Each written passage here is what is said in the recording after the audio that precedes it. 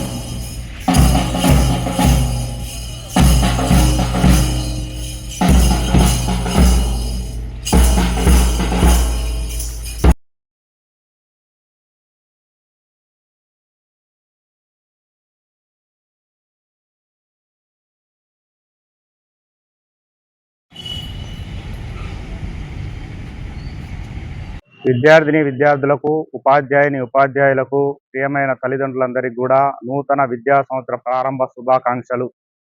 ఈ విద్యా సంవత్సరం గత విద్యా సంవత్సరం కంటే అద్భుతంగా నడవాలని ఆకాంక్షిస్తూ విద్యార్థులు మంచి విజయాల్ని నమోదు చేసుకోవాలని మరీ ఆకాంక్షిస్తూ గత విద్యా సంవత్సరం ప్రభుత్వ పాఠశాలల్లో మెరుగైనటువంటి ఫలితాలు సాధించి ప్రైవేటు పాఠశాల కంటే ధీటుగా అన్ని రంగాల్లో ప్రతిభ చూపి నిన్ననే గౌరవ జిల్లా కలెక్టర్ గారి చేతుల మీదుగా బెస్ట్ ప్రాక్టీస్ స్కూల్స్ గా అనేక పాఠశాలలు అవార్డుని స్వీకరించడం జరిగింది. అదేవిధంగా కోదాడ మండలంలో జిల్లా పరిషత్ ఉన్నత పాఠశాల బాలుర ఉన్నత పాఠశాల 571 మార్కులతో జిల్లా పరిషత్ పాఠశాలల్లో జిల్లా టాపర్ గా ఎంపిక కావడం జరిగింది.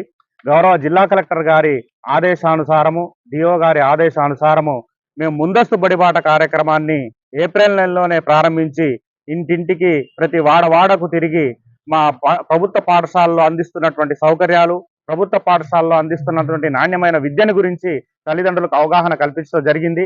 తల్లిదండ్రులు కూడా ప్రస్తుత పరిస్థితుల్లో వాళ్ళకు ఉన్నటువంటి ఆర్థిక సమస్యల నేపథ్యంలో కూడా వారు కూడా ప్రభుత్వ పాఠశాలలే ప్రస్తుతం అన్ని రంగాల్లో కూడా ముందున్నాయి. ఎందుకంటే ఈ ప్రభుత్వం రాగానే చేసినటువంటి మొట్టమొదటి పని ఏంటంటే విద్యాశాఖ ప్రక్షాళన చేయడం జరిగింది.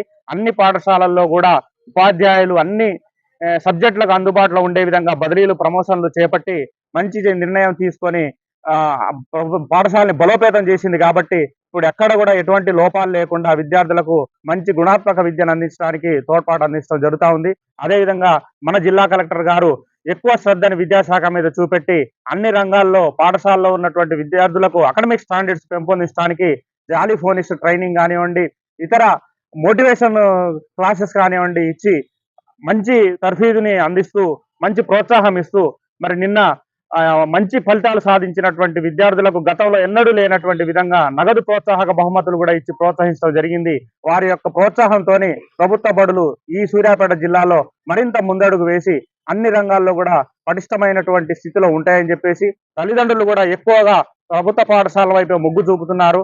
వాళ్ళ ఆర్థిక పరిస్థితిని వాళ్ళు అంచనా వేసుకొని ఎక్కడైతే నాణ్యమైనటువంటి విద్య లభిస్తుందో మరి అక్కడికి రావడానికే వాళ్ళు అన్ని చర్యలు తీసుకొని మేము గత సంవత్సరం మా దగ్గర 455 మంది విద్యార్థులు ఉన్నారు. ఈ సంవత్సరం మా యొక్క టార్గెట్ 550 మంది ఖచ్చితంగా వస్తారని మేము ఆశిస్తున్నాం. మరి 10వ తరగతిలో 100 మంది విద్యార్థులు బయటికి వెళ్ళిపోయారు. ఆ 100 మందితో పాటు మరొక 100 మంది చేరతారని మేము ఆకాంక్షిస్తున్నాం. మేము చేసినటువంటి ఈ బడిపాట తప్పకుండా సత్ఫలితాలు ఇస్తుందని మేము ఆకాంక్షిస్తూ ఈ నూతన విద్యా సంవత్సరాన్ని ప్రారంభిస్తున్నాం. జై హింద్, జై తెలంగాణ.